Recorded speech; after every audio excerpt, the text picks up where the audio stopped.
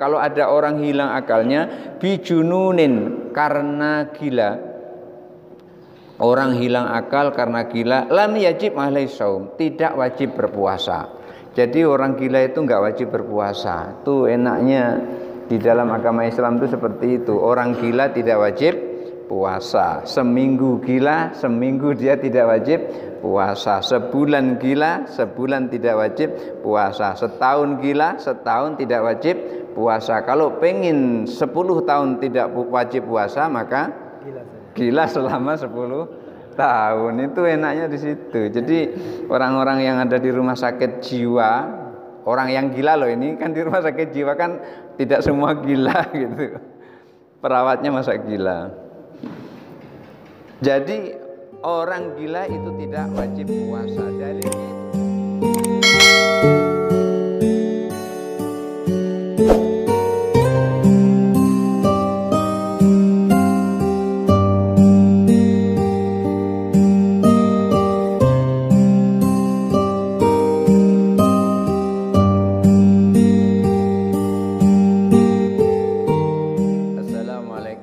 warahmatullahi wabarakatuh.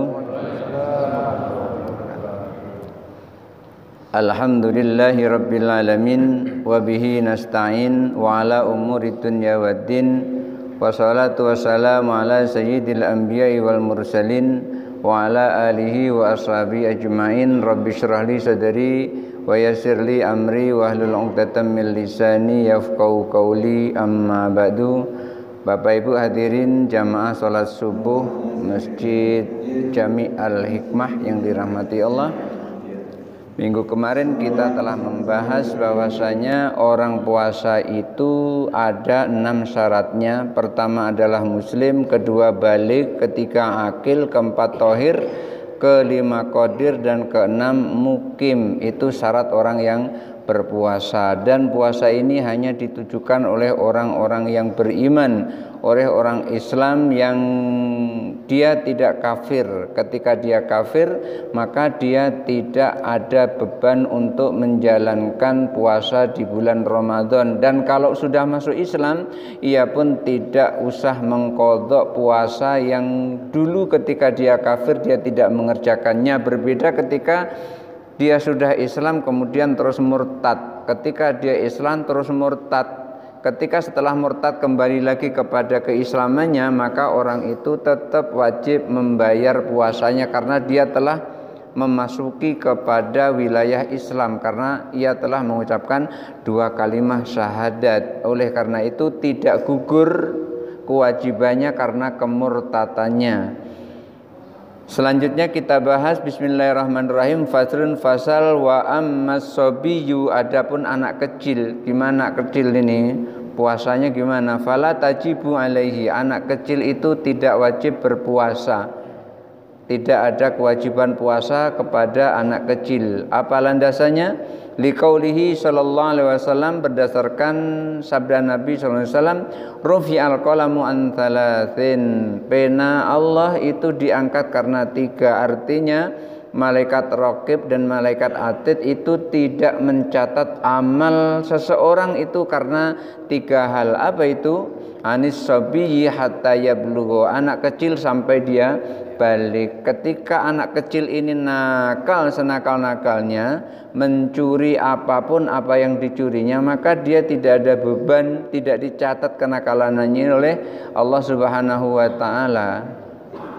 Ini cuman sampai kepada dia balik. Ketika dia belum balik gak dicatat apa-apa, tapi begitu balik baru nanti dicatat oleh Allah. Wa anin naimi hatta yastaiqidha, orang yang tidur sampai dia bangun. Orang yang tidur sampai dia bangun itu, maka pena Allah tidak jalan sama sekali. Umpamanya di dalam tidur itu dia nakal, itu enggak dicatat oleh Allah. Umpamanya tidur, tapi ada enggak orang tidur nakal ya? Ya, tapi bisa jadi lasa ini kita pas dari dalam keadaan tidur tahu-tahu nendang kawannya sebelahnya ya. Nah, kemudian terus terjadi sakit. Ini kalau menurut catatan dari ciri-ciri yang tidak dicatat amalnya, ini dia tidak termasuk mendapat hukum orang yang seperti itu. Wanil majnuni hatta yafiqa, dan yang ketiga orang gila sampai dia sembuh dari gilanya. Jadi 3 macam ini dia tidak mendapat kewajiban dari Allah. Hukum taklifinya yang dibebankan kepada setiap orang, yang di sini dia tidak masuk, tidak terkena pada beban taklifi hukum Allah Subhanahu wa taala. Maka orang-orang yang seperti ini pun anak puasa itu juga tidak ada kewajiban baginya untuk berpuasa sampai dia balik. Kemudian orang tidur tetap wajib puasa kalau tidur tetap wajib puasa, karena tidur itu biasanya kan nggak lama, kecuali kalau tidurnya mungkin seminggu atau 3 minggu tidurnya nggak bangun-bangun. Nah itu ya, ini kalau orang yang seperti tidur tetap wajib puasa. Wanil majnun, orang gila, ini beda lagi nih. Orang gila ini nanti juga dia tidak wajib puasa. Orang gila ini kan nggak wajib puasa. Selama dia gila dia tidak wajib puasa. Wa yu'maru bi fi'lihi, dan diperintahkan anak kecil itu untuk berpuasa li sab'i sinin, ketika usianya sudah mencapai 7 tahun. Kalau kita punya anak, usia anak kita itu 7 tahun, maka anak yang umur 7 tahun itu sudah diperintahkan untuk dia menjalankan ibadah puasa. Diperintahkan, orang tuanya memerintahkan dia untuk berpuasa. Tapi ada syaratnya, idza atau qasauma, kalau dia mampu berpuasa. Itu syaratnya itu. Kalau dia nggak mampu ya jangan dipaksa. Tidak boleh dipaksa kalau dia nggak mampu. Tapi kalau dia mampu maka boleh, atau dia harus disuruh untuk berpuasa. Tapi umur 7 tahun kalau seandainya dia tidak berpuasa, nggak boleh kita memaksa dengan memukulnya. Hanya boleh kita menyuruhnya, nak puasa. Cuman gitu saja, tidak boleh kita mengangkat rotan untuk nyebat punggungnya atau nyebat kakinya, nggak boleh. Tetapi wa yudrabu ala tarkihi, ketika dia meninggalkan puasa, tidak berpuasa, itu harus dipukul kapan? Li asyrin, kalau sudah umurnya 10 tahun. Kalau anak itu umur 10 tahun disuruh untuk berpuasa, dia tidak mau berpuasa, nak puasa, pak puasa lapar, umpamanya kayak gitu, itu boleh ngangkat rotan, tapi dengan syarat umur 10 tahun. Mukulnya itu mukul mendidik, bukan mukul menyiksa. Beda itu mukul menyiksa dengan mukul mendidik. Mukul menyiksa itu yang ada amarah, tapi kalau mukul mendidik yang ada kasih sayang. Dan itu nanti hati orang yang memukul itu akan sampai kepada hati yang dipukul. Ketika anak dipukul dengan amarah, itu anak itu semakin keras. Tetapi ketika dipukul dengan kasih sayang, anak itu nurut dan lembut. Biasanya seperti itu. Jadi bahasa batin itu bisa dijawab oleh anak yang kita pukul tadi dengan bahasa batinnya. Jadi ketika sudah umur 10 tahun, ini diperintahkan oleh Rasulullah untuk pukul. Kiasan ala sholati, ini analoginya, kiasnya adalah kepada sholat. Kan anak kita kalau sudah umur 7 tahun diperintahkan untuk sholat. Demikian juga diperintahkan untuk puasa. Tapi nggak boleh dipukul. Hanya diperintahkan untuk belajar, latihan. Namanya latihan itu kan sebisanya. Kalau seandainya anak itu bisanya setengah hari, ya setengah hari nggak apa-apa. Walaupun ada orang yang mengatakan nggak boleh masa latihan puasa setengah hari. Ya mampunya seperti itu. Apa dasarnya? Dasarnya adalah hadis Rasulullah yang disampaikan, idza amartukum bisyai'in fa'malu mastata'tum. Kalau aku perintahkan kepadamu terhadap tentang sesuatu, maka laksanakan semampunya. Itu hadisnya di sini. Mungkin orang yang bilang nggak boleh puasa, masa ngajari anak puasa setengah hari, nggak boleh itu. Ada yang mengatakan seperti itu, berarti belum baca hadis itu. Masa tamatan Timur Tengah nggak pernah membaca hadis itu, kan agak lucu gitu. Ini ada idza amartukum bisyai'in Fa'malu mastata'tum. Kalau aku perintahkan untuk melaksanakan sesuatu, kata Rasul, maka laksanakan sesuai dengan kemampuanmu. Kita menyuruh anak untuk latihan puasa, anak mampunya jam 2 siang itu udah sakit perutnya umpamanya, nggak tahan, nangis dia pegang-pegang perutnya, udah suruh buka saja, orang dia juga belum wajib menjalankan puasa. Jadi boleh kita melatih anak kita puasa, kalau belum mampu setengah hari juga nggak apa-apa.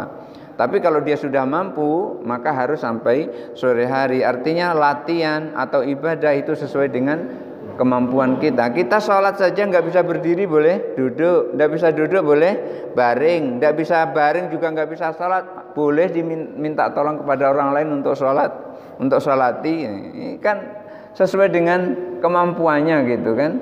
Kalau ada bapak ibu di sini nggak mampu untuk sholat, boleh nanti panggil saya untuk nyolatin, boleh. Jadi Rasulullah sampaikan, idza amartukum bisyai'in faf'alu mastata'tum. Kalau aku perintahkan untuk melakukan sesuatu, maka laksanakan sesuai dengan kemampuanmu. Jadi anak umur 10 tahun itu kalau tidak dia berpuasa boleh dipukul, karena kiasnya adalah kepada sholat. Anak kalau sudah berumur 10 tahun sholat dia tidak mau, maka orang tuanya pukul, tapi pukulnya mendidik, bukan pukul menyiksa. Fa in balago, kalau anak itu telah balik, kemarin sudah saya sampaikan namanya balik itu laki-laki dengan perempuan berbeda. Kalau laki-laki ditandai dengan ikhtilam, mimpi. Kemudian kalau perempuan ditandai dengan datang bulan. Tapi kalau semuanya itu tidak ada tandanya, maka kesepakatan ulama itu baliknya adalah umur 15 tahun. Itu balik. Kalau seandainya 2 tanda itu tidak ada. Apabila ia telah balik, lam yajib alaihil qadha. Ketika anak itu balik, maka puasa mulai dari 0 tahun sampai dia balik. Umpamanya baliknya umur 13 tahun umpamanya, atau taruhlah 15 tahun gitu. Jadi selama 15 tahun itu dia tidak wajib mengqadha puasanya yang kemarin, tarokahu yang ia tinggalkan fi halis sugri, pada saat dia masih anak-anak.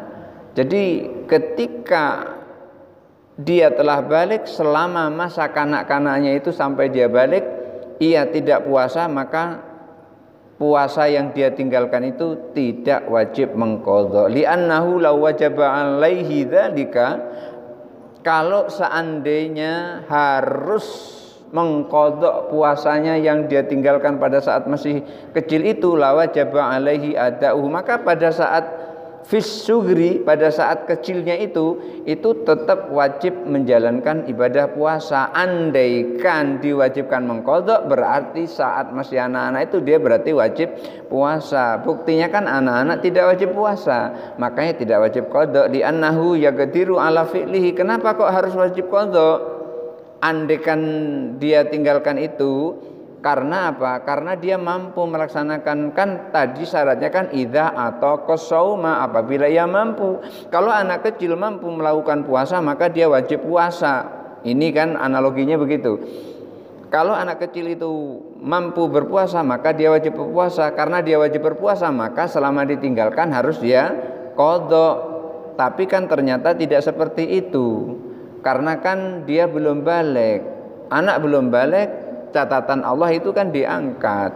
Anak tidak dicatat untuk menjalankan ibadah puasa. Wali anna ayyamas sugri tatulu. Karena masa anak-anak itu lama. 10 tahun itu lama itu. 10 tahun, 9 tahun itu lama. Kalau itu misalnya harus membayar puasa, berapa banyak itu? 30, taruhlah rata-rata 30 hari ya. 30 kali 10, 300 hari. Itu akan menyulitkan. Walau ajabna alaihi, Imam Syirazi menyebutkan, kalau kami mengatakan itu adalah wajib qadha, wajib qadha mayafutu, puasa yang tertinggal yang tidak dilakukan pada masa kecil, la syaqqa, tentu anak itu akan keberatan. Jangankan anak kita juga keberatan sampai puasa selama 300 hari yang seperti itu. Saya pernah bertanya kepada istri saya ketika belum menjadi istri, saya tanya, dulu pernah tinggalkan puasa apa tidak? Pernah tinggalkan puasa. Terus udah dibayar apa belum? Belum pernah bayar katanya. Jadi selama datang bulan dia tidak berpuasa. Terus saya tanya kan, waktu itu datang bulan itu berapa lama? Rata-rata 7 hari. Ya sudah 7 hari saja. Sekarang mulai dihitung datang bulan umur berapa tahun? 14 tahun. 14 sampai 20 tahun.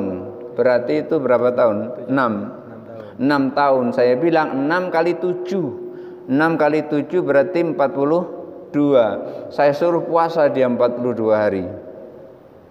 Karena apa? Karena dia tinggalkan pada saat datang bulan pada saat itu. Harusnya kan kalau datang bulan memang tidak puasa, tapi nanti dibayarkan gitu. Cuman karena nggak ada yang mengarahkan, bapaknya pun juga sudah meninggal, jadi nggak ada yang mengarahkan.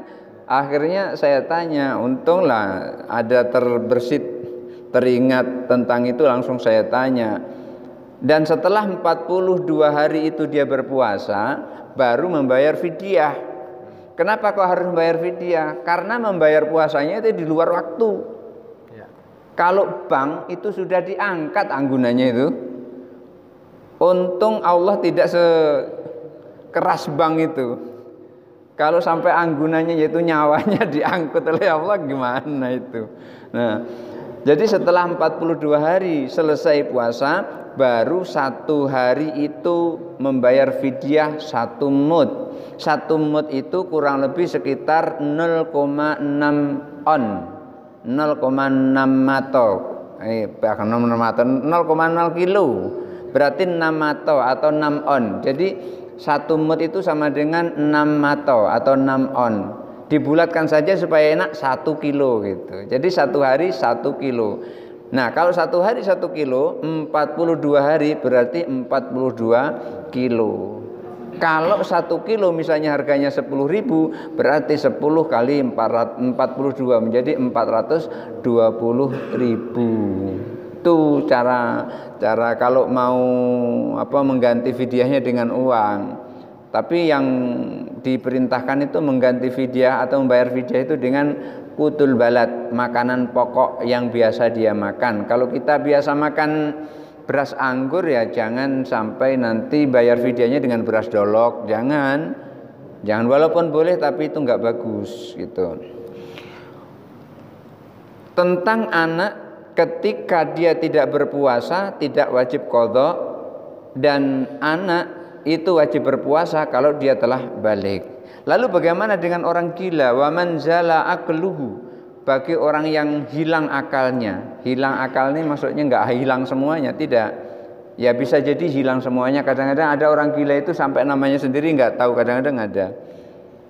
Ketika anak itu hilang akalnya, orang itu hilang akalnya, wa man zala aqluhu, kalau ada orang hilang akalnya bijununin, karena gila. Orang hilang akal karena gila, lam yajib alaihi shaum, tidak wajib berpuasa.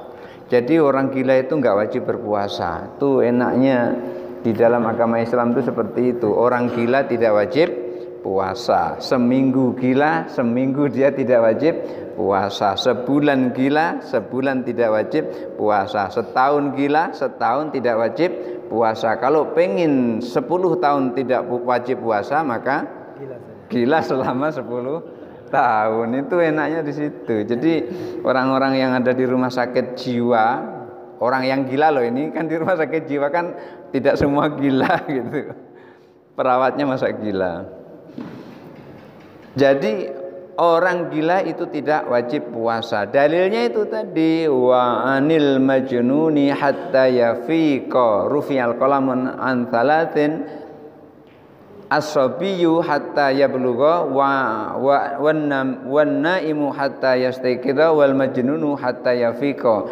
Jadi anil majnuni hatta yafiqa, orang gila sampai dia sembuh dari gilanya, sadar.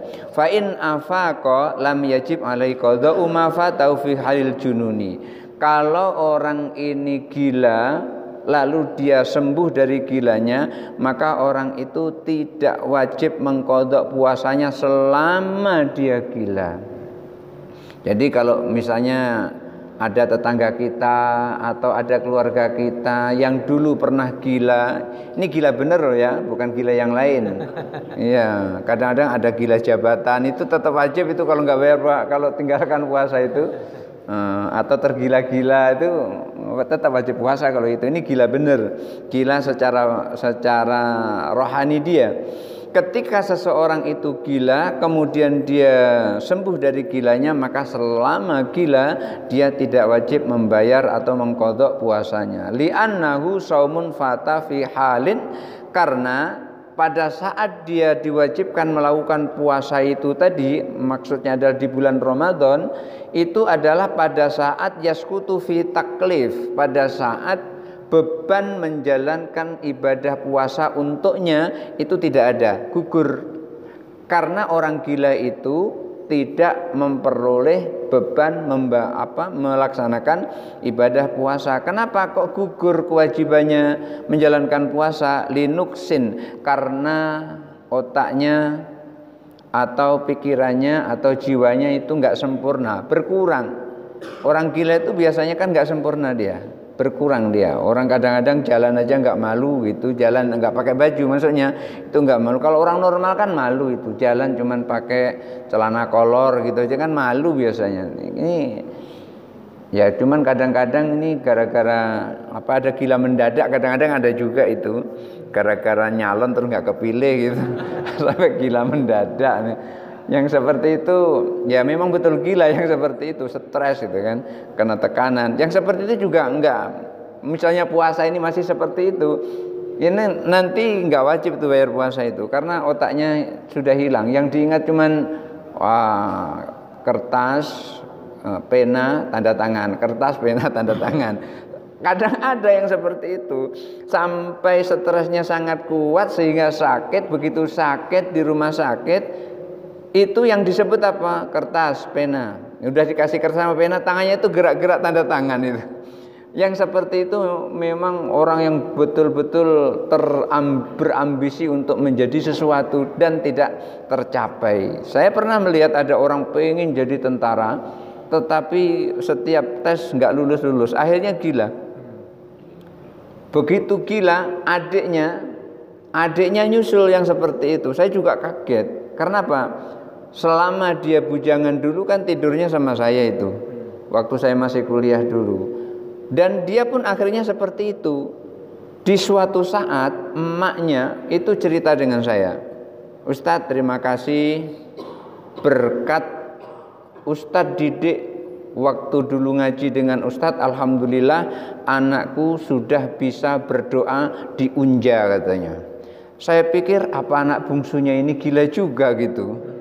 Saya berpikir gitu, karena apa? Kakaknya gila, kakak yang satu lagi gila.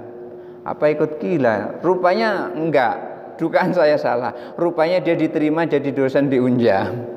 Akhirnya dia pas lagi upacara itu ada bagian untuk membaca doa. Saya pikir ikut gila, masya Allah. Masa anaknya keluarga dari kakak sampai adik gila semua gitu.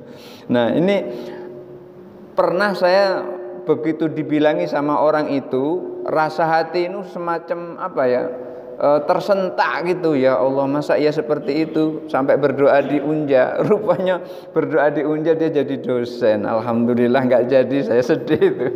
Ya.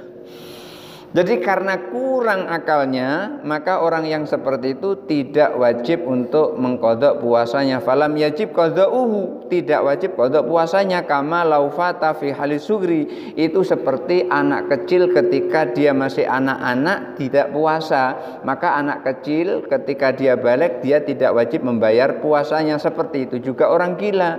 Kenapa? Anak kecil itu walaupun dia tidak gila, itu akalnya belum sempurna.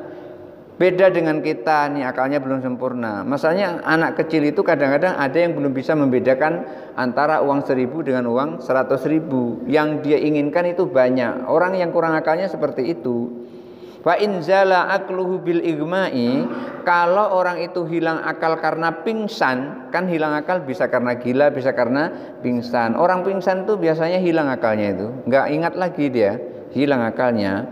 Lam yajib alaihi fil hali li annahu la yasihu minhu.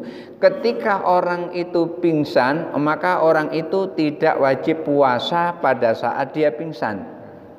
Umpama naudzubillah, kita berlindung kepada Allah itu jangan kejadian. Umpamanya pas lagi duduk-duduk seperti ini Pak Haji Usman tiba-tiba pingsan gitu, itu nggak wajib puasa pada saat itu Pak Haji, nggak wajib puasa itu. Jadi nggak wajib puasa yang seperti itu. Kenapa? Dalam keadaan pingsan. Lalu bagaimana pertanyaannya? Kalau nanti sudah sadar, apakah nanti bayar puasanya apa tidak? Kalau orang gila tidak bayar puasanya, orang anak kecil tidak bayar puasanya, artinya tidak qadha puasa yang ditinggalkannya. Orang gila tidak qadha puasanya pada saat ditinggalkannya. Lalu kalau orang pingsan itu gimana puasanya, diqadha apa tidak? Wa in afaqa, apabila orang pingsan itu telah sembuh dari pingsannya, sudah sadar, wajib alil qadha, maka wajib qadha. Jadi kalau orang pingsan dia tidak wajib puasa pada saat itu, tapi wajib qadha setelah dia sadar dari pingsannya. Liqauli ta'ala, landasannya apa? Landasannya adalah firman Allah Ta'ala, faman kana minkum maridan aw ala safarin fa iddatum min ayyamin ukhar. Surah Al-Baqarah ayat 184 landasannya, barang siapa di antara kalian yang sakit atau dalam perjalanan, fa iddatun min ayyamin ukhar, maka hitungan puasa yang dia tinggalkan itu adalah di hari-hari yang lain. Artinya membayar puasanya di hari-hari yang lain. Jadi orang pingsan itu dengan orang musafir memiliki kewajiban yang sama di dalam membayar puasa, yaitu di hari-hari yang lain. Di hari yang lain itu maksudnya adalah hari selain bulan Ramadan. Bulan Syawal boleh, Lebaran, bulan bulan Dzulqa'dah boleh, pokoknya bulan apa saja sampai menjelang datang bulan Ramadan lagi. Wal igma'u maradun, pingsan itu kategorinya adalah sakit. Jadi orang pingsan itu sama dengan orang sakit. Biasanya jarang orang nggak sakit itu pingsan. Biasanya orang pingsan itu dia adalah karena sakit, ada sakit sesuatu sehingga dia pingsan. Wa yukhaliful junun, berbeda dengan orang gila. Kenapa kalau orang pingsan dia wajib membayar puasa, orang gila tidak wajib membayar puasa? Karena berbeda antara orang pingsan dengan orang yang gila. Fa innahu nuksun, orang gila itu kurang akal, sementara orang pingsan itu enggak kurang akal. Orang pingsan itu masih lengkap akalnya ketika nanti dia sadar. Tapi kalau orang gila walaupun sadar akalnya enggak lengkap. Walihada la yajuzul junun alal anbiya. Oleh karena itu nabi itu enggak boleh gila. Kalau ada nabi dan dia gila, batal jadi nabinya. Jadi syarat nabi itu tidak boleh gila, itu syaratnya. Ketika dia gila maka bohong dia kalau dia jadi nabi. Wa yajuzu 'alail igma, tapi nabi itu boleh pingsan. Nabi tidak boleh gila tapi boleh pingsan. Suatu saat nabi itu pingsan, maka dia tetap menjadi nabi, tidak batal jadi nabi. Kenapa? Karena Rasulullah itu ketika menerima wahyu kadang-kadang sampai pingsan. Kenapa? Berat menerima wahyu itu, sampai pingsan, nggak sadarkan diri. Jangankan itu, memang betul-betul ini pengalaman pengalaman semacam pengalaman spiritual. Ketika dulu saya diperintahkan oleh orang tua untuk mengamalkan Bismillahirrahmanirrahim 786 kali, itu saya amalkan. Itu pada bulan yang ke-6 tengah malam setelah ngamalkan itu itu tiba-tiba badan ini semacam kesetrum malam itu. Ini baru bismillahirrahmanirrahim seberat ini, bagaimana dengan Rasulullah yang sebenarnya itu? Begitu badan setengah kesetrum itu, akhirnya saya harus terloncat dari tempat saya duduk di situ, lari mencari orang tua yang memberikan ijazah untuk mengamalkan bismillahirrahmanirrahim itu tadi. Nah, disitulah ketika saya ceritakan dengan orang tua saya yang seperti itu, dia tersenyum, suruh lanjutkan. Saya bilang nggak berani Pak, nggak berani. Terasa tersetum. Besok ini rumah itu untuk memegang itu kadang-kadang trauma, agak takut gitu. Karena rumah itu nyetrum gitu, padahal nggak ada listrik di situ. Lampunya masih lampu teplok gitu. Dan beberapa saat itu ada sinar warnanya putih kayak lampu neon gitu. Cuman nggak ada lampu neon pada saat itu. Saat itulah kemudian saya berhenti. Ternyata itulah awal mula terijabahnya doa selama wirid. Apa yang saya cita-citakan, alhamdulillah satu persatu dibimbing oleh Allah. Satu persatu melalui dari zikir bismillahirrahmanirrahim itu tadi. Nah, Nabi boleh pingsan karena pingsan itu termasuk dari penyakit, tapi Nabi tidak boleh gila. Oleh karena itu berbeda antara orang gila dengan orang pingsan. Orang gila wajib mengqadha puasa, tidak wajib mengqadha puasanya, tapi kalau orang pingsan itu wajib mengqadha puasanya.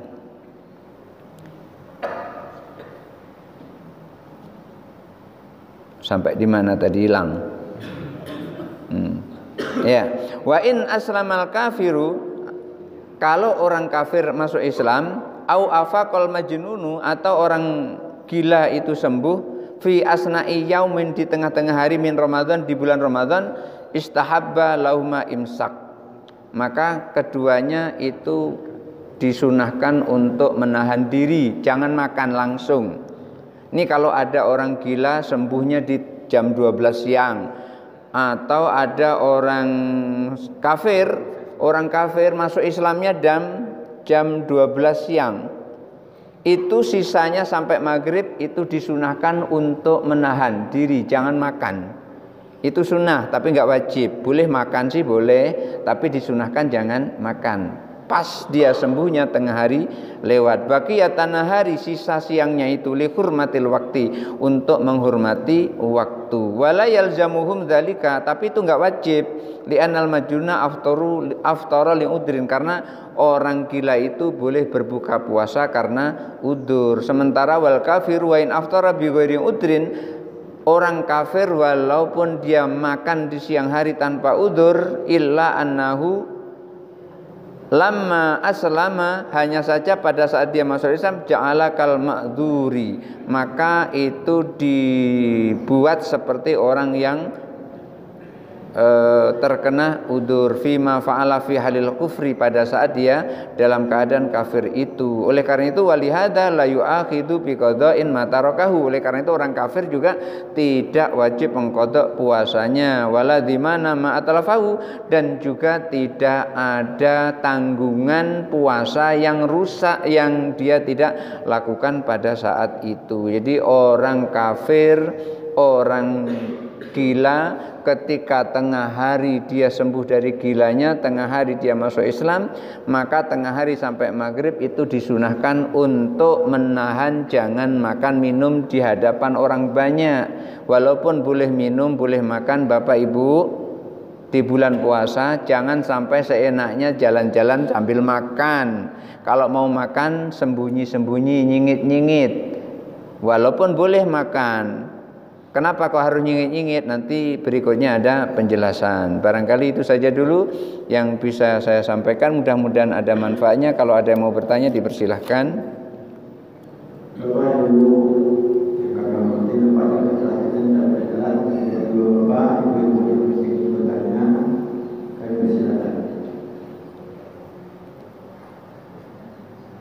Dari sebelah kanan, dia mau tanya, masalah puasa apa yang kita pagi hari ini atau mungkin lain, itu ada.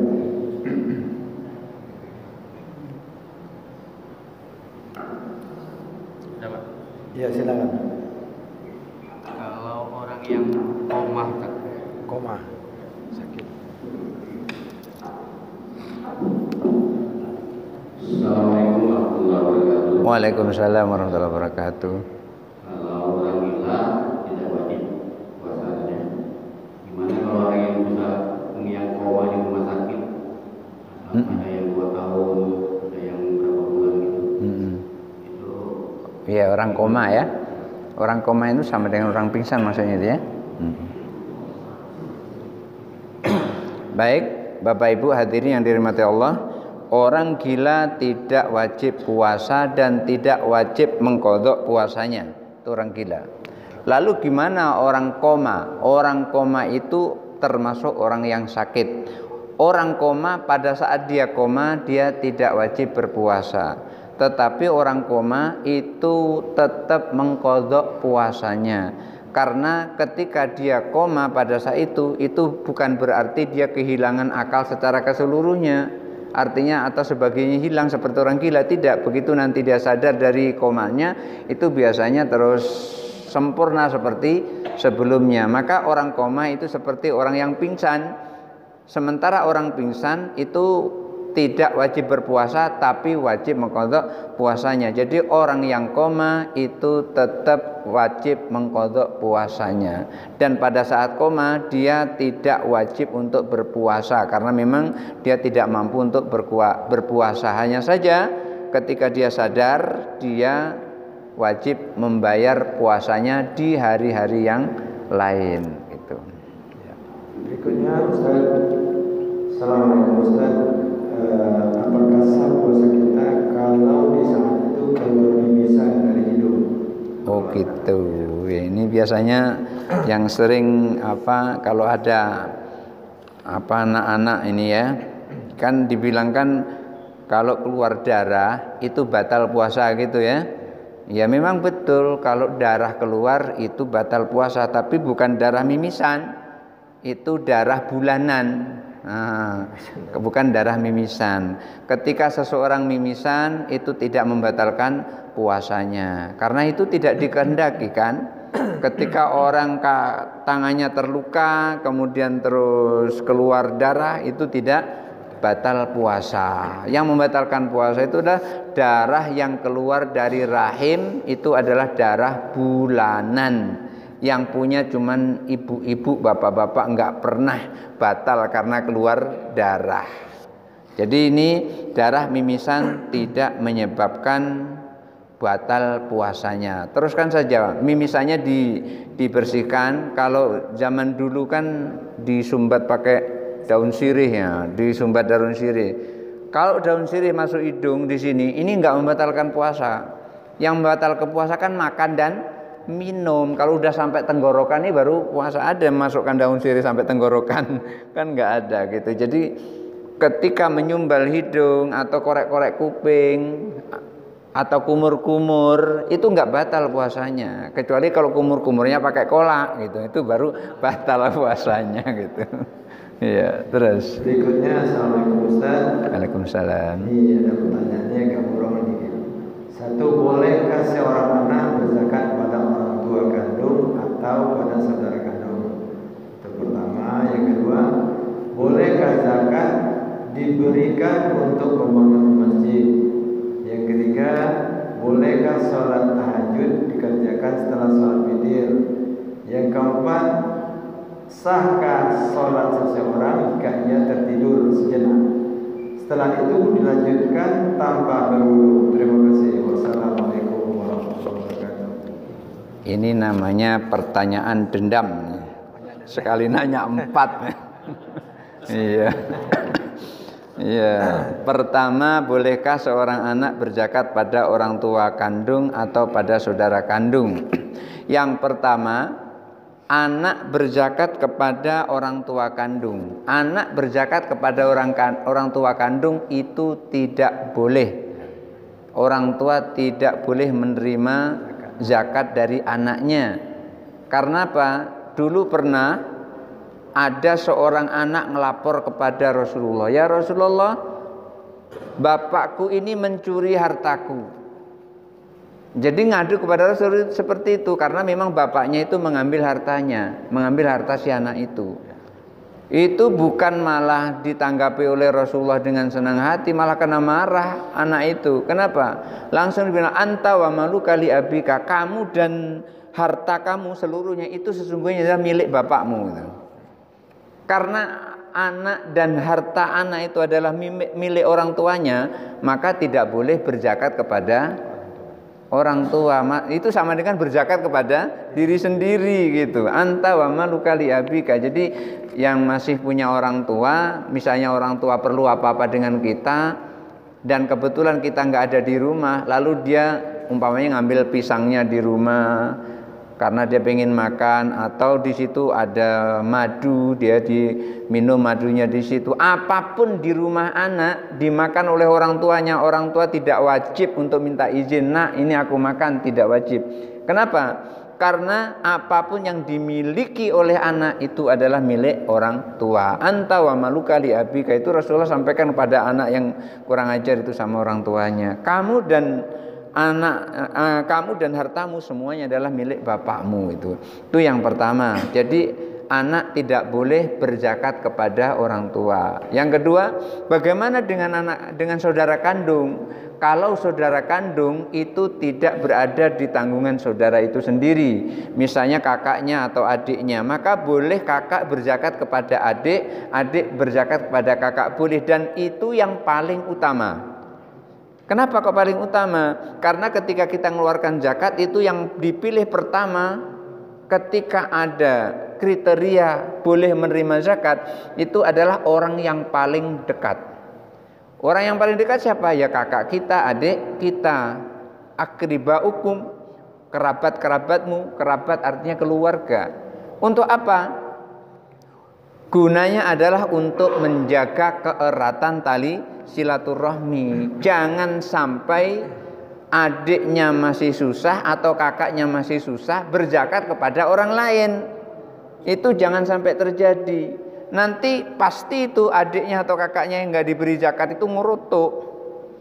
Ketika dia memberi zakat kepada si tetangga sebelahnya, umpamanya ini ngasih zakat, dari zakat malnya dikasih 2,5 juta umpamanya gitu. Adiknya yang dalam keadaan susah payah hidup tidak disenggol sama sekali, itu pasti ngurutuk. Adiknya nggak dikasih apa-apa, pasti ngerutuk kayak gitu. Tapi kalau seandainya 2,5 juta dari zakatnya itu tadi dikasih kepada adiknya, yakin itu tambah akrab, tambah erat, dan tidak diundang pun sering datang ke rumah. Kenapa? Hatinya senang. Yang tidak menyebabkan datang rumah itu bukan rumahnya jauh, hatinya yang jauh. Ketika rumah itu jauh, hatinya dekat itu rasanya ingin sekali. Dan ketika hatinya itu jauh, walaupun dekat, rasanya jauh sekali. Oleh karena itu hati perlu dijaga. Salah satu diantaranya adalah zakat ini tadi. Dan ketika seseorang bertemu dengan saudaranya sesama muslim, bukan karena minjam uang, bukan karena apa, tapi karena memang betul-betul rindu karena Allah, maka begitu keluar rumah itu Allah utus malaikat. Malaikat utus itu untuk mengiringi dia. Begitu diiringi nanti kadang-kadang dalam hati bertanya-tanya itu, lalu dijawab sendiri. Itulah malaikat sesungguhnya sedang bertanya kepada dia, kamu mau kemana? Aku mau ke rumah saudaraku. Ada perlu apa ke sana? Apa pinjam duit? Tidak, aku ke sana karena rindu karena Allah Subhanahu wa taala. Lalu dia nyampaikan, demi Allah aku ini diutus Allah untukmu. Cintamu kepada saudaramu, begitulah Allah turunkan cintanya kepada dirimu. Itu sebuah riwayat ada disampaikan seperti itu. Artinya apa? Ketika seseorang kakak beradik dikasih zakat seperti ini, yakinlah dia akan tambah erat dan tambah dekat. Oleh karena itu kalau kita masih ada kakak, masih ada adik, masih ada paman, masih ada bibi yang masih memerlukan bantuan, jangan berikan zakat itu kepada orang lain, berikan kepada keluarga dulu. Kecuali kalau keluarga sudah nggak ada lagi, artinya udah kaya-kaya semua, setiap keluarga, adik kita, kakak kita itu mobilnya masing-masing ada 5, mungkin itu nggak perlu itu dikasih zakat, nggak perlu lagi yang seperti itu. Tapi kalau yang masih susah, iya. Berikutnya, Bolehkah zakat diberikan untuk pembangunan masjid? Zakat itu sudah ada ketentuannya, yaitu 8 asnaf. Kalau pengen memberikan kepada masjid, berikan infak dan sodakohnya. Jangan memberikannya pas zakatnya, jangan.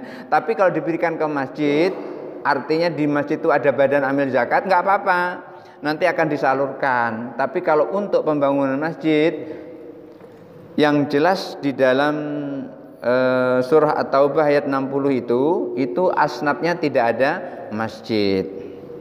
Berikutnya, bolehkah sholat tahajud dikerjakan setelah sholat witir? Jawabannya boleh. Ketika kita sholat taraweh, sudah taraweh kan biasanya witir. Di rumah kita pengen sholat tahajud. Sekarang ada pertanyaan, mau batalkan witirnya atau biarkan witirnya itu? Jadi ada dua macam.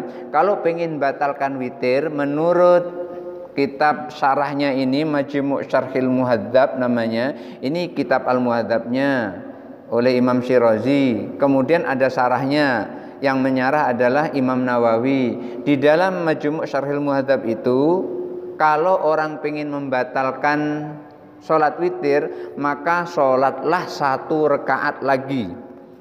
Sholat apa? Sholat apa saja? Sholat mutlak namanya. Usolli sunatal mutlak rakaatan lillahi ta'ala. Sholat mutlak, batal witirnya. Kemudian kita terus sholat tahajud. Setelah sholat tahajud, baru nanti tutup lagi dengan witir ganjil, 1 rakaat atau 3 rakaat atau 5 rakaat atau 7 rakaat atau 9 rakaat atau 11 rakaat. Terserah mau berapa rakaat. Paling-paling 1 rakaat atau yang paling ringan. Kalau tidak begitu, tidak usah dibatalkan witirnya, langsung saja sholat tahajud tanpa membatalkan witir itu tadi. Itu juga tidak apa-apa, boleh.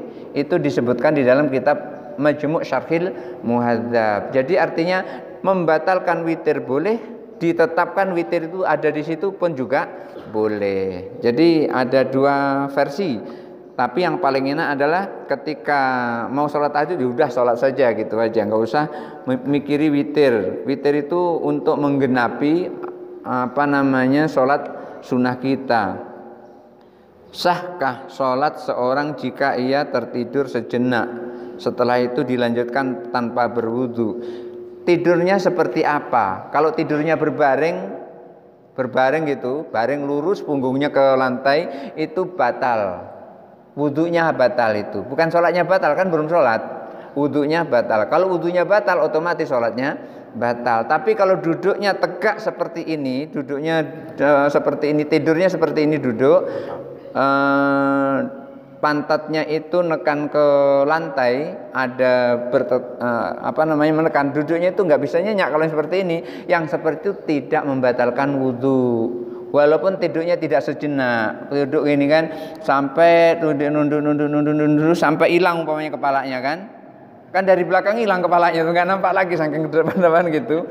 Selama dia masih duduk tidak nyandar, maka dia tidak batal wudunya, boleh langsung sholat. Jadi ibu kalau misalnya sholat taraweh ngantuk begitu, jangan baring, tidurnya duduk. Walaupun sambil disangga dengan tangan kayak gini sampai ke bawah, nggak kelihatan kepalanya dari belakang, nggak batal wudunya.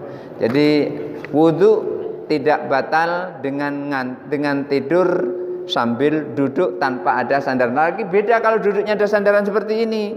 Kalau duduknya ada sandaran seperti ini batal. Duduknya nyandar, tidur nyandar, batal. Yang tidak batal itu duduk tidak nyandar apa-apa. Kalaupun nyandar tangan sendiri itu nggak masalah, bertumpu tangan. Tetapi kalau nyandar ke benda lain itu yang menyebabkan batal gitu. Udah habis. Oh, terima kasih sudah. Bapak Ibu yang kami hormati, masih ada kira-kira? Kalau tidak ada, kita tutup dengan doa. Ayo Pak, udah. Bismillahirrahmanirrahim. Alhamdulillahirabbil alamin wassalatu wassalamu ala asrofil anbiya'i wal mursalin wa ala alihi wa sahbihi rasulillahi ajma'in. Amin. Allahumma ja'al jam'ana hadza jam'an marhuman wa taqabbal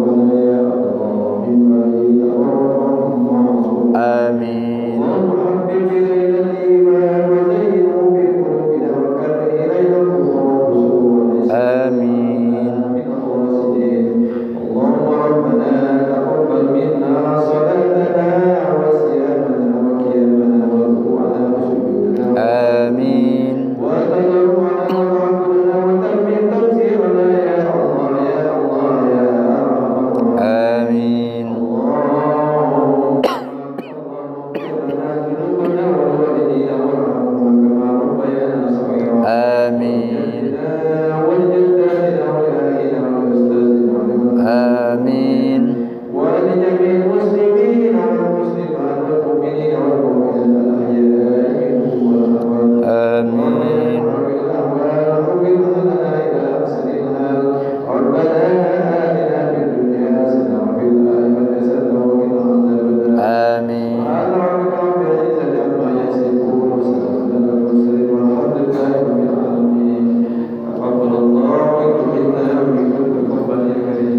Bapak Ibu hadirin yang dirahmati Allah, barangkali itu saja dulu yang bisa sampaikan kali ini, mudah-mudahan ada manfaatnya. Wassalamualaikum warahmatullahi wabarakatuh.